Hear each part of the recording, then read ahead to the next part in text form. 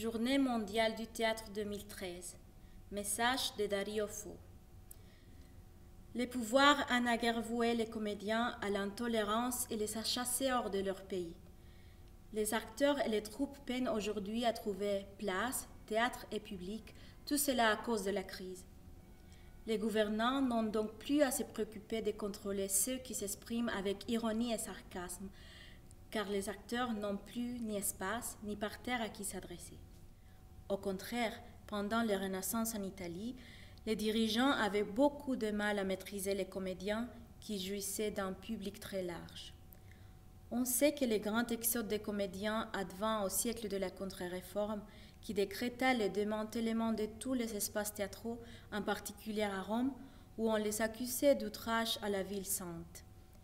Le pape Innocent XII, sous la pression de la frange la plus conservatrice de la bourgeoisie et des hauts représentants du clergé, avait ordonné en 1697 la fermeture du théâtre de Tordidona, sur la scène duquel avait eu lieu, selon les moralistes, les plus grands nombres de spectacles obscènes. Du temps de la Contre-Réforme, le cardinal Charles Borromée, en fonction dans le nord de l'Italie, se consacra de façon prolifique à la rédemption des enfants milanais, établissant une distinction nette entre l'art, forme la plus haute d'éducation spirituelle, et le théâtre, expression du profane et de la vanité.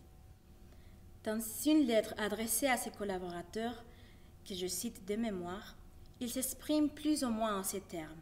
« Nous, qui sommes résolus à extirper la plante maligne, nous avons tâché, en jetant au feu les textes aux discours infâmes, de l'extirper de la mémoire des hommes et de poursuivre aussi ceux qui ont divulgué ces textes en les imprimant.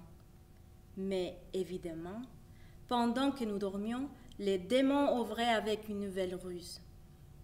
Combien l'âme est plus imprégnée par ce que les yeux voient que par ce que l'on peut lire dans les livres de ce genre. Combien les mots dits avec la voix et le geste approprié blessent plus gravement les esprits des adolescents et des jeunes filles que la parole morte imprimée sur les livres.